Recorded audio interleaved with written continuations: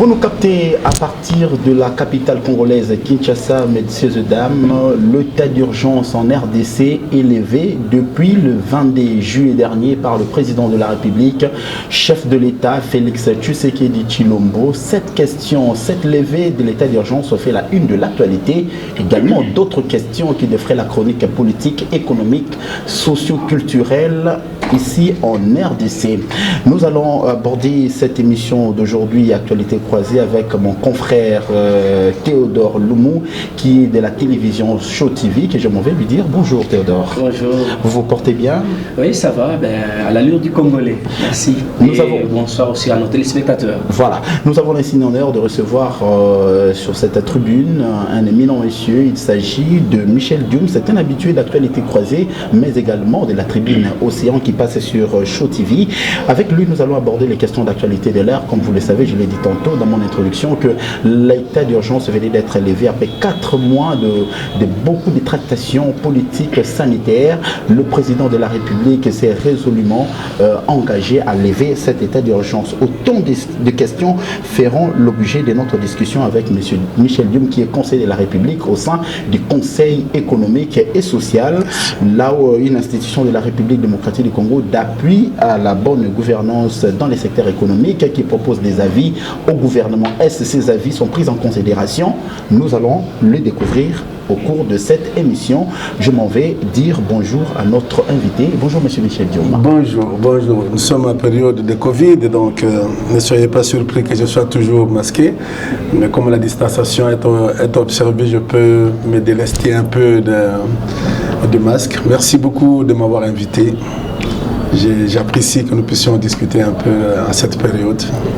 L'état d'urgence est levé, comme je l'ai dit tantôt, Théodore Loumou, l'état d'urgence est levé. Le président de la République a décidé de lever cet état d'urgence décrété un certain 24 mars 2020 dernier, à la suite de la pandémie de Covid-19, comme vous l'avez si bien insinué ici, qui continue jusqu'à présent, malgré cette levée d'état d'urgence. Mais ce qui est à déplorer, vous êtes un observateur de la cité, vous êtes un observateur politique aussi, vous observez la vie depuis cette levée d'urgence, il y a quelques jours seulement, le comportement des Congolais, plus particulièrement des Kinois. Comment ça se présente? Personnellement, j'ai beaucoup d'inquiétudes. Je me suis donné la peine de circuler un peu dans la ville.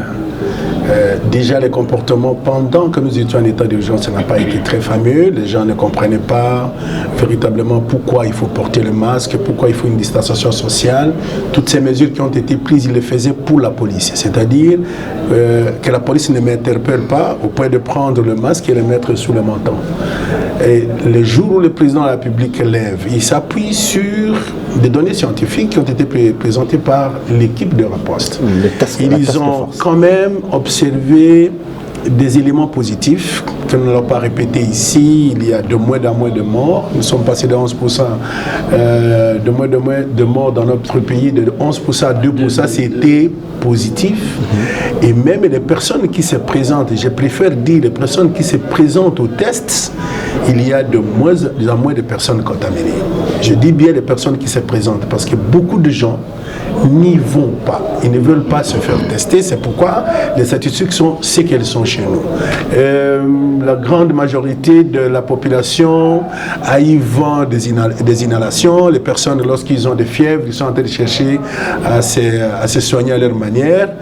Le professeur Mouyembe et son équipe ne le conseillent pas parce qu'il est mieux de se présenter dans une structure sanitaire. Je peux en profiter pour vous dire que moi-même j'étais atteint. Vous ne me l'avez pas demandé, j'étais atteint. De la Covid-19. De la Covid-19. Si j'étais en dehors du système hospitalier, probablement que je serais aussi emballé et déposé dans un cimetière. Lorsque vous êtes en contact avec le personnel soignant, ils prennent des dispositions pour contrôler non seulement le Covid, mais aussi tout ce qui tourne autour. Je ne vais pas entrer en profondeur dans la question parce que ce n'est pas l'objet de notre émission, mais je conseille que les gens continuent à respecter les mesures de barrière, que ça ne concerne pas la police, il s'agit de la santé individuelle et collective, il faut que chacun prenne ses mesures, et si chacun de nous, dans la maison, dans la famille, et puis dans les quartiers, nous faisons quelque chose, probablement que nous pourrions maîtriser cette situation progressivement. La levée de l'état d'urgence, le président dit ce n'est pas la fin de la maladie. Pourquoi? Parce que l'économie est par terre et qu'il faut maintenant prendre des mesures pour vivre avec la maladie tout en relançant l'économie. Est-ce qu'il n'a pas cédé suite aux pressions qu'il fallait... Je crois qu'il a pris du temps. Je crois qu'il a pris du temps, mais quand vous observez la société, elle est en train de se dégrader. Vous ne pouvez pas gérer la politique si l'économie est... Déjà, nous avons une économie extravertie qui a été frappée par le fait que les grandes économies elles-mêmes sont paralysées. Nous attendons 70% de ce que nous consommons de l'extérieur, et lorsque tout ce système de logistique, la logistique et l'approvisionnement est à l'arrêt, donc nous avons senti le coup. Et en sentant le coup, on observe quelles sont les mesures internes que nous pourrions prendre. On a mis le programme multisectoriel. On a essayé de soutenir les opérateurs économiques pour faire des ramassages de produits vivriers à l'intérieur. Le ministre de l'Agriculture fait un plan, mais tout ça ne peut produire que dans les 5, 6 mois, 7 mois, si on a effectivement mis la main sur la terre. Alors, en attendant, les gens font quoi? Ils vivent en ville. 15 millions d'habitants dans la ville de Kinshasa, qui, eux, ils vivent de leurs poches. Et ces poches sont totalement détruites par non seulement les paiements de salaires dans les entreprises, ça je n'en parle pas, vous savez que la grande majorité des entreprises est en faillite, et deuxième élément, ceux qui peuvent encore se débrouiller, ils rencontrent le coût de change qui est en train de galoper, donc on est en train de perdre tous les jours le pouvoir d'achat. Je crois qu'il a eu raison de dire arrêtons, organisons-nous pour vivre avec la maladie, mais tenez aussi le levier pour reprendre un peu l'activité économique. J'ouvre une parenthèse pour dire que les opérateurs économiques, les petits, ne sont pas suffisamment accompagnés. Ça, j'ai beaucoup regretté. J'ai vu quand même quelques initiatives au niveau du ministère le gouvernement a fait quelques initiatives au niveau des pays et au niveau du ministre de petites et moyennes entreprises, mais ce n'est pas assez. J'ai vu hier à Bukavu, dans les réseaux sociaux, on a bloqué une maison, on a fermé pour nos paiements de taxes. Après 4 mois d'arrêt d'activité, et les agents de fisc sont partis pour contrôler. On est allé contrôler quoi? Il fallait immédiatement prendre certaines mesures pour permettre à ces gens qui ont déjà des dettes de loyer, qui ont déjà des dettes de personnel, qui ne peuvent pas s'approvisionner correctement, qu'il y ait un petit soutien. Et ce soutien, vous le mettez dans les temps, 1 mois, 2 mois, à ce moment, le fisc peut passer pour regarder entre la période de l'arrêt et la période de la relance, qu'est-ce que vous pouvez donner au trésor public. Mais j'ai l'impression que beaucoup de choses ont été faites un peu dans la précipitation, pas la précipitation, peut-être qu'on n'a pas le moyen de pouvoir agir, mais on ne l'a pas dit, on a lancé, et on va faire au jour le jour. Michel Dioum, vous êtes en train de parler avant que je passe la parole à mon co-débatteur. Alors, vous êtes en train de réfléchir sur l'évolution de la pandémie en République démocratique du Congo après la levée de l'état d'urgence. Mais seulement, la question qui reste posée, est-ce que pensez-vous que la République, il n'y a pas eu trop d'intox, il n'y a pas eu trop de panique, parce qu'aujourd'hui la population se rend compte, après 4 mois, la population de la Tchango, pour les cas de Kinshasa, il n'y a pas eu un nombre exagéré des cas affectés par la Covid par rapport à leur vie de chaque jour. Mais il fallait laisser la population vivre. Pourquoi avoir asphyxié la population pendant 4 mois et puis se réveiller un bon matin pour arrêter cet état d'urgence? C'est la question que la population s'est posée aussi. Oui, il y a eu un problème de communication. Je ne parle pas ça en termes d'intox. Il y a eu un problème de communication. Lorsque la maladie commence... On a trop paniqué, simplement. Lorsque la maladie commence autour du 10 mars, il y a eu la panique partout. Panique chez les scientifiques, panique chez les gouvernants, panique chez le personnel soignant, panique chez la population. Mais entre les 10 mars, il y a eu quand même une certaine maîtrise de la situation.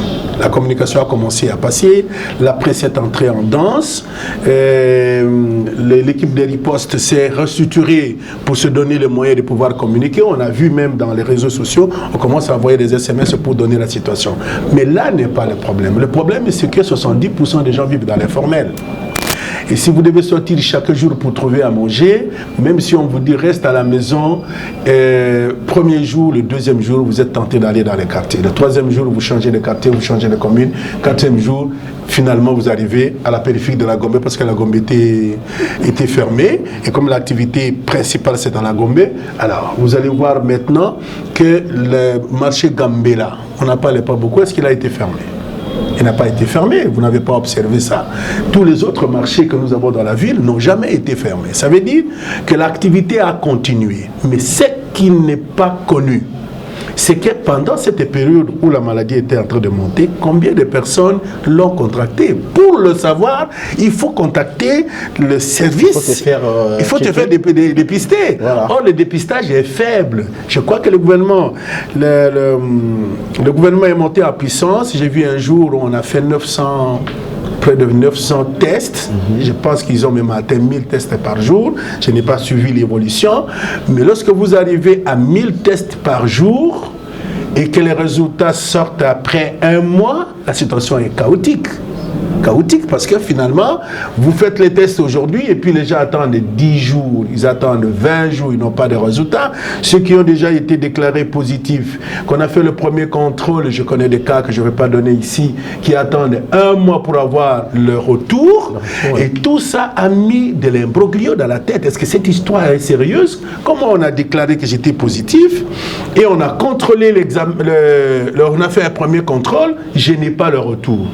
Et le deuxième contrôle, je n'ai pas le retour. Donc c'est tout ça, c'est l'organisation matérielle et logistique qui pose problème. Dans une ville de 15 millions d'habitants, n'oubliez pas que Kinshasa, c'est comme si on a 3 pays. Vous avez le Congo-Brazzaville, le Gabon, le Cameroun, ensemble ici.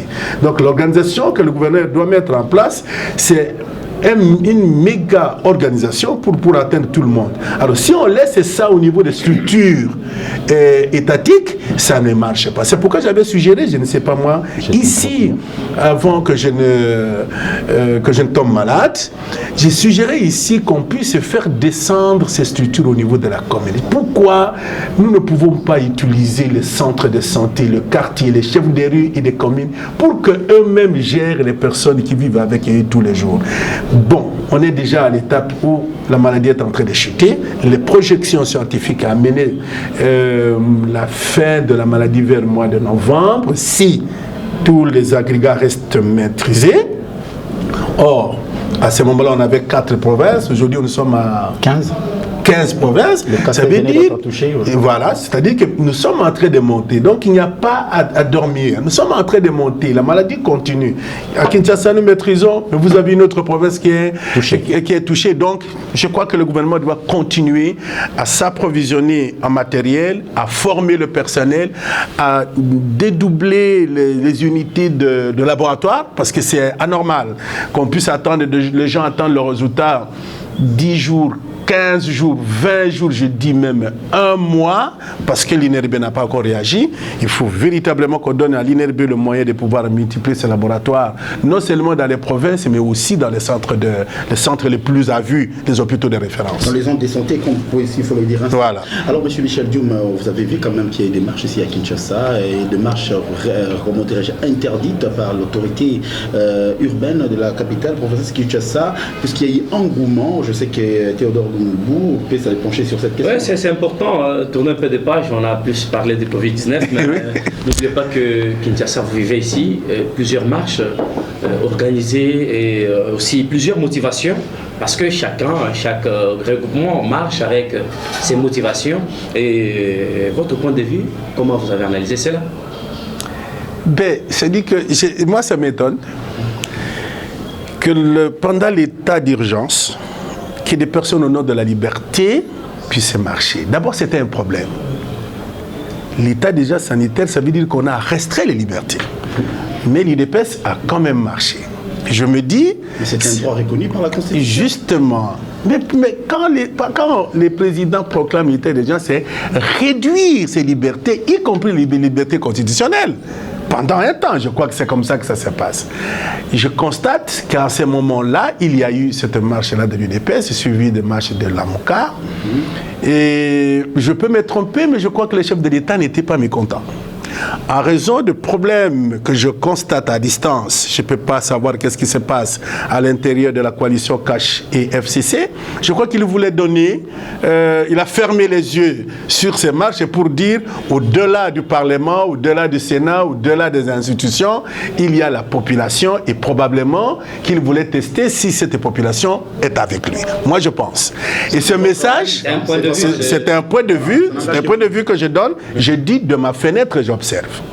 J'observe parce que ça ne pourrait pas s'expliquer que des personnes qui sont censés soutenir uniquement l'action du président de la République que eux piétinent son action. Parce que c'est ça que ça veut dire. On peut ne pas vouloir le dire à haute voix, mais c'était ça piétiner. Il a dit état d'urgence, pas de rassemblement, mais ce sont les premiers qui ont marché sur cette instruction. Alors je me dis, je parle, mais il y a deux leaders. Oui. Ne vous en faites pas. Lorsque nous étions en train de faire des grèves quand j'étais jeune, nous disons les travailleurs, n'est-ce pas?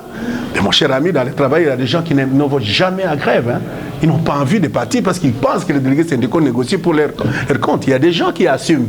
Donc les permanents syndicaux assument les mouvements de masse. Je pense qu'en politique, les leaders politiques assument les mouvements de la population, entraînent la population dans la rue, entraînent la population dans une démarche quelconque. Quel que soit, même si on fait une grève en restant à la maison, on n'est pas sorti, il faut qu'il y ait un leader. C'est pourquoi je crois que le président de la République a fermé les yeux pour que ceux qui sont proches de lui marche pendant l'état d'urgence.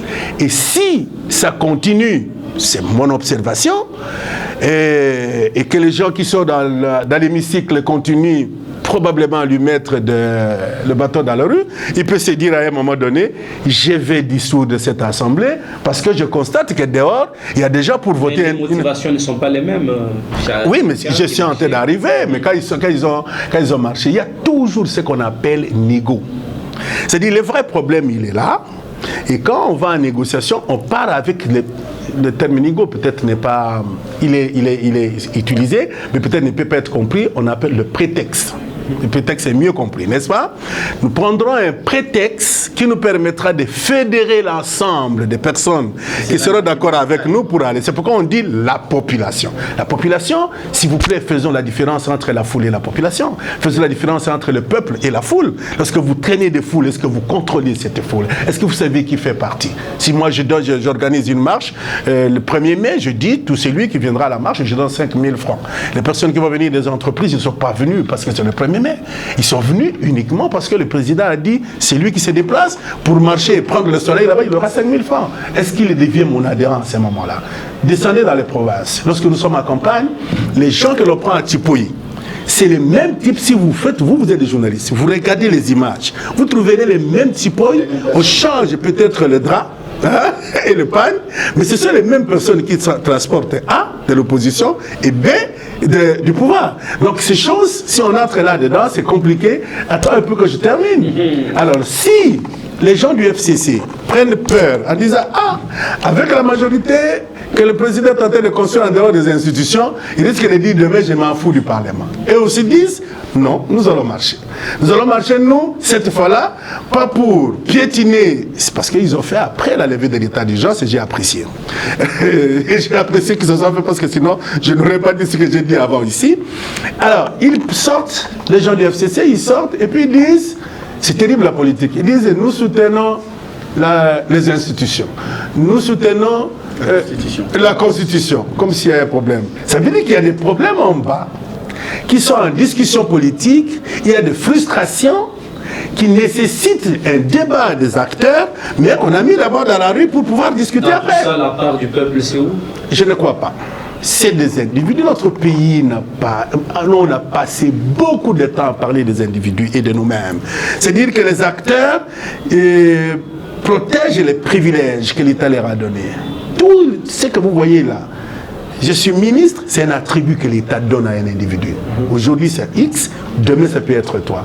Alors avec ces attributs-là, lorsque tu les as, on a envie de le pérenniser. C'est comme ça que vous verrez qu'au lieu maintenant de s'asseoir pour gérer l'État, nous avons une économie par terre, nous avons une agriculture qui ne fonctionne pas, nous avons ce problème de taux d'échange qui est juste une conséquence du fait qu'il n'y a plus de recettes au trésor public, que les mines, nous avons des problèmes, des réserves de devises. Je vais parler d'abord de la réduction de prix des matières sur lesquelles notre économie est assise. Nous vendons des matières premières. Et quand ces matières premières sont frappées, nous avons un contre-coup. C'est à l'intérieur de ça que nous devons chercher des solutions pour le peuple. Or, les politiques, ils sont encore en train de se jeter la balle pour consolider leurs privilèges. Je ne vous lâche pas, mais vous savez que la notion sur l'intérim inquiète vous êtes avec probablement Guy.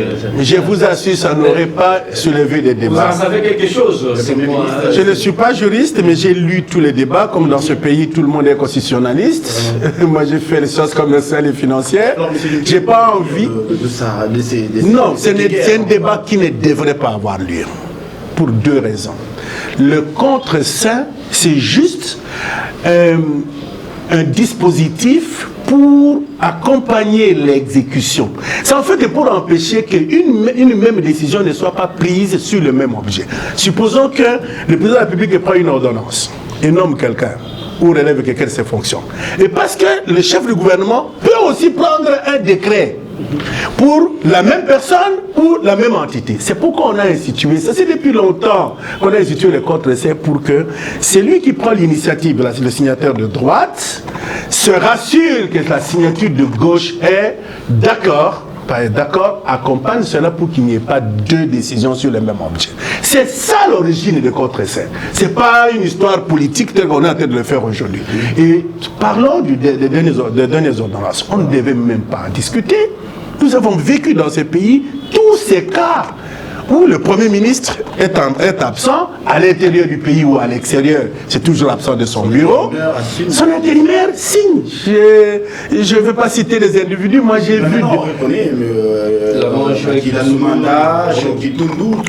On peut citer ces deux cas qui sont très récents sous le gouvernement de Tchibala. Voilà. Ces deux cas qui sont très récents, mais il y en a eu d'autres avant qui n'ont créé aucun problème. Le contre-saint ne date pas d'aujourd'hui. Moi, je pense que c'est des frustrations politiques sur la peur de demain et qui fait ressortir sous des débats. Peut-être qu'il faut encourager que le président Kabila, l'ancien président Kabila et le président de la République puissent trouver un moyen pour remettre leurs acteurs en discussion pour trouver un schéma pour que les frustrations qu'ils ont, c'est des individus qu'il faut sortir. J'aime beaucoup le terme que Lambert Mena a utilisé un jour. Il dit il y a des petits esprits partout. Il y a des gens qui veulent que leur conflit avec les gens du FCC soit porté par le président de la République. Il y a des gens qui ne sont pas d'accord avec Tshisekedi, qui veulent que le président Kabila porte leur conflit. Alors, la sous-traitance de ces conflits individuels et collectifs, de petits groupes, est en train de freiner l'élan du pays. S'il vous plaît, les mandats. C'est ça. Et c'est sur ça qu'il faut discuter. Parce que généralement, les questions que nous voyons, ce ne sont pas ces vraies questions. Je vais vous choquer. Où se trouve Kabound? Il était premier vice-président de l'Assemblée. Et puis aujourd'hui, tel que ça a été fait rapidement, je me disais, est-ce qu'il n'y avait pas un salon pour discuter de ces choses? On n'a pas pu trouver un lieu pour discuter. Et lorsqu'il est dehors, la première chose qu'il peut faire, c'est de rentrer dans son parti. Il a mis les gens dehors. C'est pas lui qui les a mis. Mais je me dis, il peut aussi s'exprimer en vous disant, oui, vous êtes enfermé à l'hémicycle, mais moi j'ai ma base. J'essaie de spéculer pour vous montrer que ce type de choses, il faut trouver des cadres pour en discuter. Pour l'intérêt de l'État, pour l'intérêt de ceux qui votent, après lorsqu'ils auront fini de se chamailler pendant 4 ans, ils n'auront rien fait pour nous, ils reviendront pour que nous puissions voter. Et nous qui devons voter, là, il faut que maintenant que nous soyons au centre de l'action qu'ils sont en train de mener. Or, pour l'instant, toutes ces marches, c'est pour retrouver l'équilibre entre eux, mais je pense qu'il faut trouver les moyens de pouvoir gérer l'État. Alors, M. Bisserdou, puisqu'il y a une vidéo, puisqu'il y a cacophonie, puisqu'il y a chevauchement dans la gestion de la Respublica, est-ce que vous êtes d'avis qu'un dialogue peut s'organiser pour rectifier les tirs des uns des autres? Dialogue, oui, mais qui vont dialoguer? Parce que depuis 60, tout ce que nous faisons dans notre pays, c'est de dialoguer pour partager les responsabilités. Donc, c'est toujours la question des individus. C'est notre culture, le dialogue. Oui, ça c'est la parole africaine, c'est très bon, il faut le faire. Moi, je travaille, toutes mes recherches, c'est sur le dialogue social. J'aimerais qu'on puisse faire du dialogue, pas une institution ponctuelle, mais des institutions permanentes dans tous les secteurs. C'est pourquoi au Maroc, on parle du dialogue social et civil. Il faut dialoguer à Béni, il faut dialoguer à Bukavu, il faut dialoguer au Bas-Congo. Maintenant, c'est Congo central, comme on l'appelle. Il faut dialoguer à Kinshasa, dialoguer dans le secteur social. Le président de la République est arrivé, il n'a jamais reçu les partenaires sociaux. Il y a un dialogue qui manque. Vous comprenez? Il ne le recevra pas. Non, j'ai dit, il n'a pas encore reçu les partenaires sociaux. Il y a un dialogue qui manque. Alors, lorsque nous revenons sur faudrait-il dialoguer, ce qui saute dans votre tête, excusez-moi de le dire, c'est que c'est le dialogue politique entre le FCC, le CASH, la MOUCA, la société civile, et ainsi de suite. Mais pourquoi faire? Pourquoi faire? Laisse-moi, tu m'as posé la question. Il y a 2 ans, tu m'as posé la question. Pourquoi faire?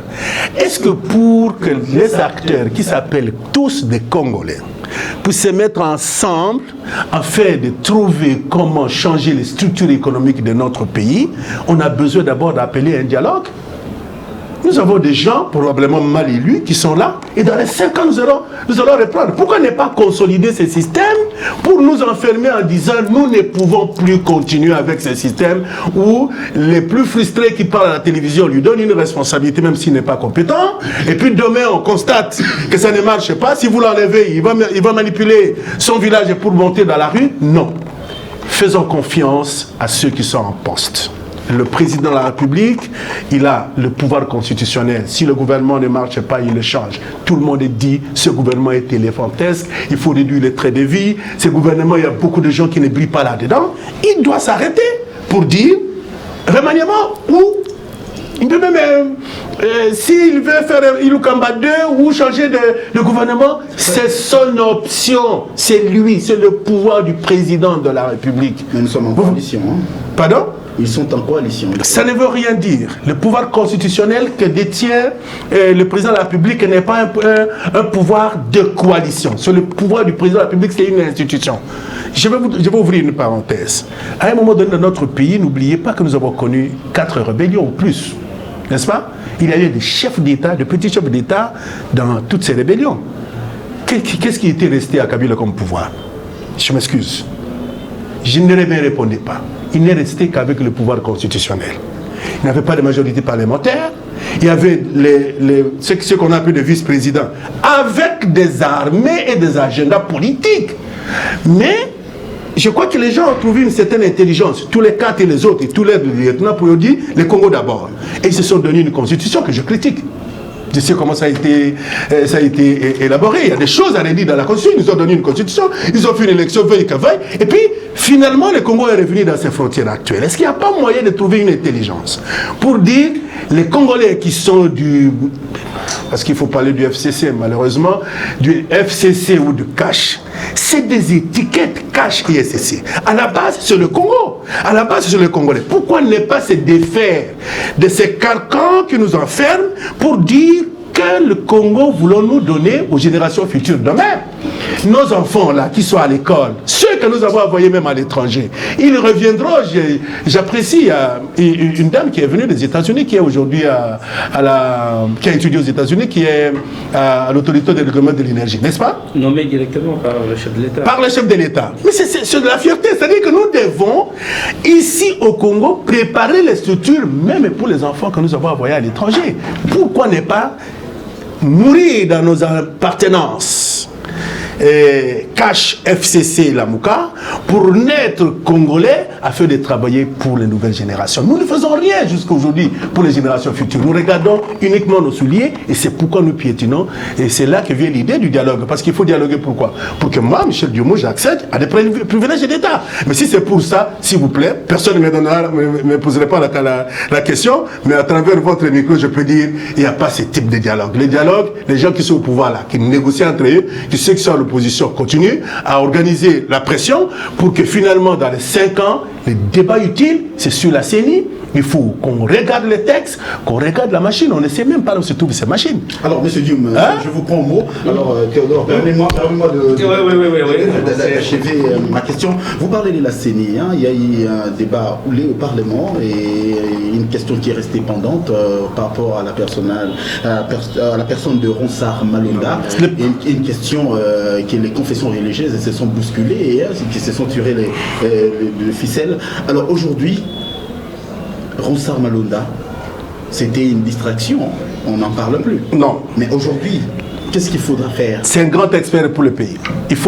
Je vous dis, quand quelqu'un a été formé, nous ne devons pas réduire les choses comme ça. Mais c'est vrai que politiquement... Son nom, c'est la population qui est dans la rue. Non, ce sont les leaders politiques qui ont amené la population dans la rue parce que les intérêts politiques sont différents. Mais je vais revenir sur la société civile. La question du président de la CENI est confiée depuis le début, depuis CI, à une partie de la société civile qu'on appelle les confessions religieuses. Oui. N'est-ce pas? C'est une branche de la société civile. Maintenant, ce que je peux conseiller, c'est de faire revenir la société civile dans sa grande diversité et demander aux églises de sortir du carcan dans lequel ils se sont enfermés avec les éliminations successives qui ont amené que Malonda reste seul et qu'ils n'en veulent pas, pour sortir, regarder ailleurs. Moi, si vous permettez, je peux citer un nom. Un homme comme Dr Mukwege, il est de la société civile. Oui. C'est une personnalité acceptée. Pourquoi les églises ne pêcheraient pas en dehors, dans les ONG, dans les universités, dans n'importe où dans la société civile, pour nous donner une personne qui est une personnalité qui puisse être acceptée? Vraiment de Malonda a été vraiment à la une, et pourtant on devait réformer la CENI. Oui, c'est-à-dire que les gens qui travaillent font des fautes. Les gens qui travaillent peuvent faire des fautes. Ceux qui ne travaillent pas ne commettent aucune faute. Ils auraient dû commencer par réformer les tests parce que c'était prévu, auditer la CENI, comprendre ce qui s'est passé en 2018, parce que de ça qu'on parle, au lieu de faire porter les individus, les chapeaux aux individus. Si on travaille sur les structures, on va comprendre que nous avons des textes qu'il faut réviser, on demande aux gens qui font les textes de faire les textes. Les auditeurs regardent la question financière et surtout, j'insiste, la question des machines à voter qui est un acquis pour la République, et puis finalement on arrive aux hommes. Malheureusement, la démarche a été enclenchée, on m'a dit qu'il y avait énormément de candidats, et ces candidats sont venus en élimination progressive jusqu'à rester 3, et vous savez comment les 3 ont été finalement gérés. Je veux, si vous le permettez, qu'on ne revienne pas sur les choses qui sont mal faites. Il faut savoir tourner la page. Nous sommes arrivés à cette étape où le grand expert Malonda est contesté par ceux qui pensent... Mais pourquoi vous le qualifiez de grand expert? J'ai lu son CV, je ne le connais pas. Il n'y a pas meilleur que lui, hein, on peut en avoir. Je dis, j'ai lu ceux qui... J'ai pas lu tous les CV, mais celui-là, comme lui, il était en exergue partout, on a pu lire quand même un peu son CV. Je pense qu'il connaît, même s'il n'est pas président de la CENI, c'est un expert qui peut aider le pays à d'autres fonctions. C'est pas seulement un État président de la CENI, je crois qu'il peut... La machine à voter, que vous ne savez où sa destination. Je ne connais pas là où ça se trouve, mais si on peut revenir sur... Si on revient sur la machine, j'ai été candidat. Et vous l'appelez grand expert. Grand expert. Je sais de quoi je parle. La machine à voter que vous êtes en train de repousser maintenant, les pays africains viennent de s'abreuver au Congo, vous ne le savez pas. Parce qu'avec cette machine ici, il y a un consensus politique. Et que techniquement, on essaie de regarder ce qui aurait dérangé. D'ailleurs, ça n'a dérangé personne, parce que ceux qui réclament la vérité, qui réclamaient la vérité des urnes, ont réclamé la vérité qui était proclamée, qui aurait été proclamée dans ces machines. Ça veut dire que la machine elle-même n'était pas mauvaise. Ce n'est pas le débat aujourd'hui. J'espère que vous aurez le temps. On reviendra sur la question. Je pense que sur la question, il faut que la société civile reprenne le dossier. Le Parlement doit remettre le dossier à la société civile. Je dis bien à la société civile. Et à l'intérieur de la société civile, les confessions religieuses se donner le temps de revoir le processus qui a échoué, tourner la page pour ouvrir une nouvelle page et surtout regarder en dehors. Regardez en dehors. On peut trouver des personnalités qui peuvent faire consensus dans le pays. Vous avez raison, vous avez raison. Pourvu que l'Église catholique et les CC se donnent la main. Voilà. Ils vont se donner la main au nom du pays. Michel Dumont, existe-t-il une guerre vraiment, ou soit une crise institutionnelle en RDC actuellement? Apparemment, c'est visible. Quand vous lisez tous les papiers qui circulent, c'est comme si il y a des problèmes sérieux sur les acteurs. J'aurais voulu que le président de la République convoque une réunion interinstitutionnelle pour identifier les vrais problèmes. Ça sera alors un dialogue, hein? Non, ça c'est constitutionnel, c'est courant. Donc, le Premier ministre, le président du Conseil économique, le président de tous les pouvoirs judiciaires dans toutes les branches, le Parlement, le Sénat, autour du chef de l'État pour regarder où est-ce que nous sommes arrivés depuis l'alternance qui nous a donné le sourire. Qu'est-ce que nous pouvons faire pour que ce mandat qui a été une leçon pour l'Afrique puisse ne pas chavirer. Parce que, n'oubliez pas, ce sont des individus qui ont fait sombrer le pays entre 60 et 65. Quand vous apprenez les choses, Lumumba, le Premier ministre Lumumba a été révoqué par le président Kasavubu, et puis lui dit tu n'as pas la majorité, il part dans sa majorité, il le révoque. C'est des individus. Ils ont oublié qu'ils avaient un pays à gérer. J'appelle le président de la République à commencer par une réunion institutionnelle et avancer. Pour changer le gouvernement, il n'a pas besoin.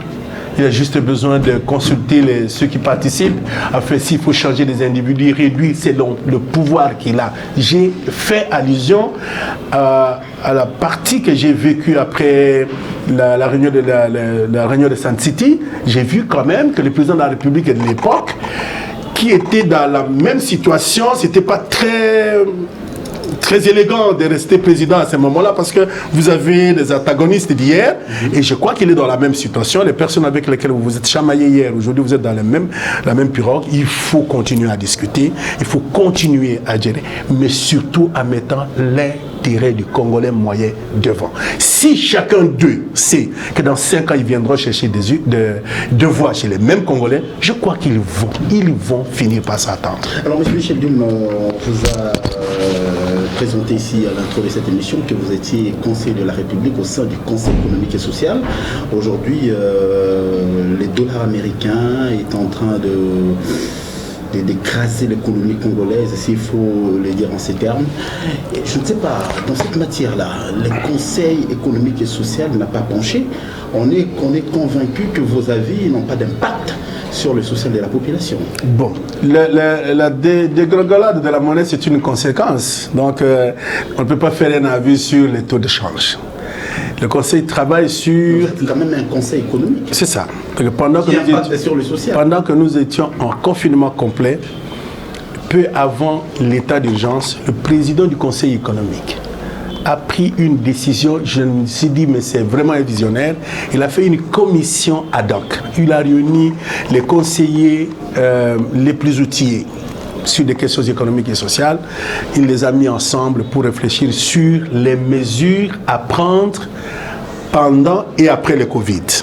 Et dans ces mesures, si nous occupons du cours de change, c'est que nous n'avons pas compris le problème.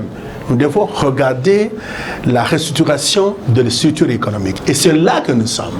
Aujourd'hui, cet avis est presque prêt. J'ai vu un collègue, le rapporteur, moi je n'ai pas le pouvoir, je n'ai pas la... c'est pas moi qui devais parler au nom du Conseil. Mais je vous donne des briefs informations seulement. De la République. Oui, parce que je suis conseiller, je peux vous donner quelques informations. Cet avis est presque prêt. Et d'ici peu, il va aller chez le président de la République. Il a intégré tout ce que vous avez vu dans le pays, les difficultés que nous avons, l'arrêt des chaînes des approvisionnements, tout le programme multisectoriel que vous avez vu le gouvernement faire. On a participé, c'est fait, mais c'est des choses qu'il faut réajuster. Maintenant, par exemple, il faut une autre loi budgétaire. Nous avons mis l'ambition sur 11 milliards ou 10 milliards. Mais quand vous regardez, les recettes réelles vont se situer autour de 3 à 4 milliards. Si ça en arrive à 4, ce sera un miracle. Donc nous travaillons au niveau du Conseil pour restructurer l'économie. Pour que notre économie ne soit pas toujours l'appendice de l'économie internationale. Et le Covid-19 nous a montré la fragilité. À propos de la monnaie, sans dire qu'est-ce qui va se faire, parce que je ne suis pas monétariste. C'est vu être visionnaire, il a dit dans 3 mois. Ça risque d'atteindre 2600, mais oui, si on continue de la même manière. Mais je vais contredire un peu M. Matata en disant, si aujourd'hui, le programme que le ministre de l'Agriculture a élaboré, et qui manque de financement... Vous sur ces programmes, c'est ambitieux? Je pense que le pays doit rentrer à l'agriculture. Nous sommes un pays essentiellement agricole. Où sommes-nous avec Bukangalonzo? Où sommes-nous avec d'autres projets qui n'ont rien produit? Le problème pour nous Congolais, c'est de regarder seulement ce qui ne marche pas. On ne tourne pas la page, c'est grave. Vous ne pouvez pas prendre un volant d'un véhicule et regarder toujours derrière.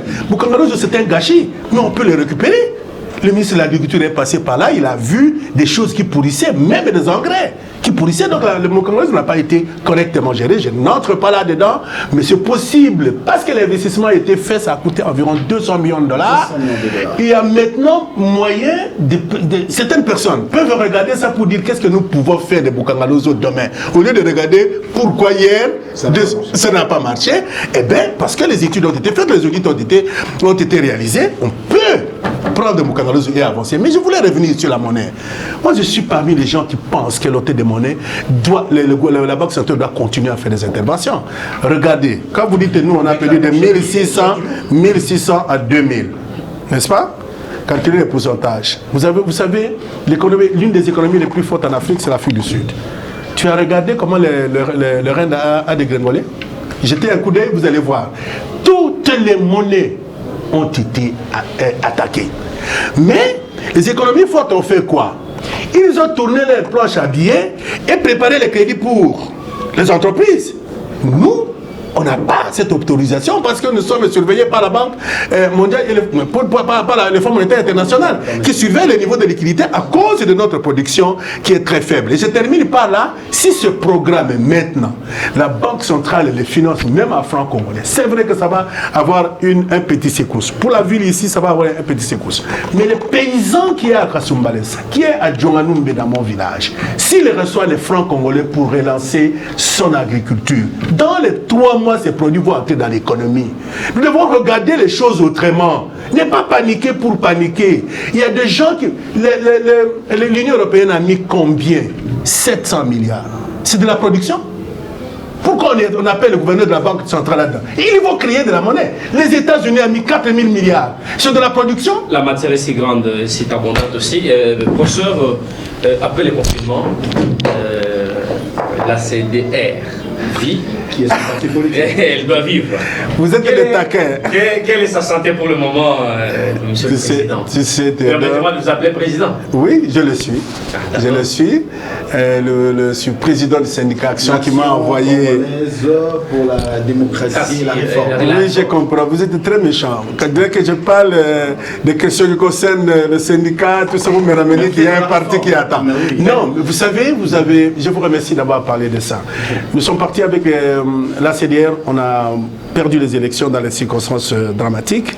On a eu un député à Banounouville qui est de la Mouka, c'est une situation exceptionnelle. Et puis nous avons un député élu à Collé dans le Sankourou qui est de FCC. Tu comprends un peu dans quelle situation je me trouve. Donc maintenant, la stratégie que nous avons élaborée, c'est lancer d'abord la Ligue des jeunes à Kinshasa et dans toutes les provinces.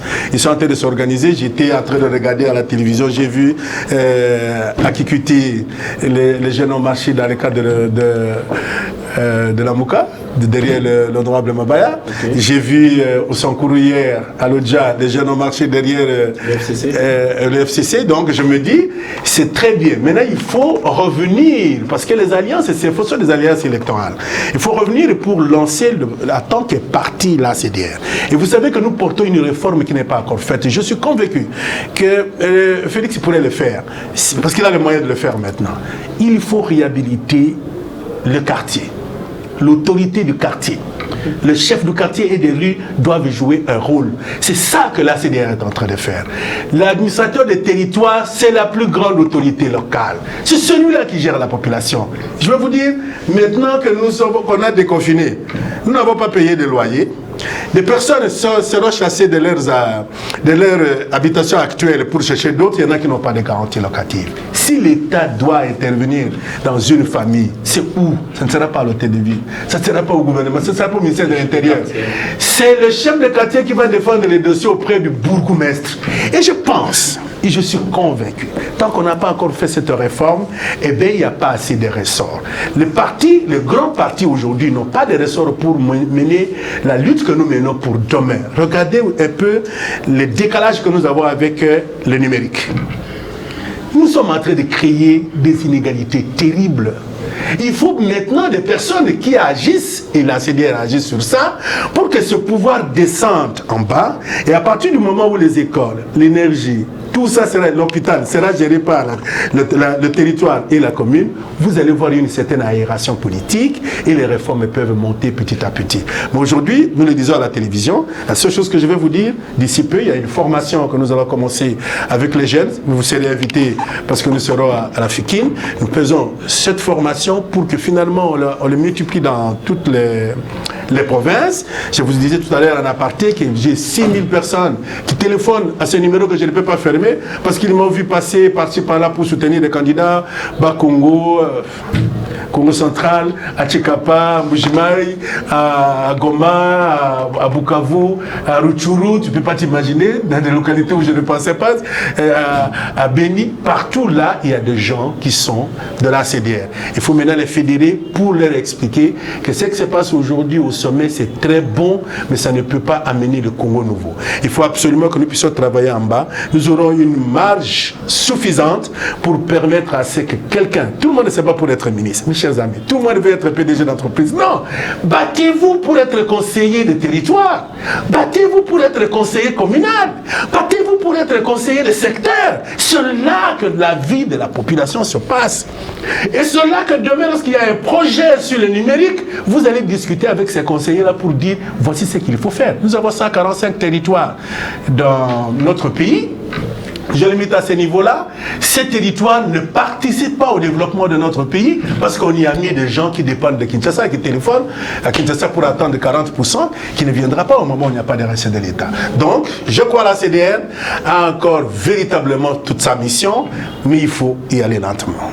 Il faut y aller lentement. C'est sur ces mots que nous mettons un terme à ces magazines d'information générale qui a eu l'insigne honneur de recevoir sur son plateau Monsieur Michel Dioum, conseiller de la République au sein du Conseil économique et social, un habitué d'actualité croisée, bien également de l'émission Océan qui passe sur Show TV. Merci à Théodore Lemou d'avoir co-débattu avec moi, avec M. Michel Dioum. Tout le plaisir était pour moi. Je compte vous voir dans une autre émission. À l'occasion de la formation nous serons là pour palper du bout du doigt qu'est-ce que la CDR est en train de faire avec à sa tête un chevronné de la vie sociale. Merci à vous de nous avoir suivis partout dans le monde entier. Le prochain rendez-vous est fixé prochainement, toujours à la même chaîne et sur le même canal. D'ici là, portez-vous bien. Au revoir. Merci.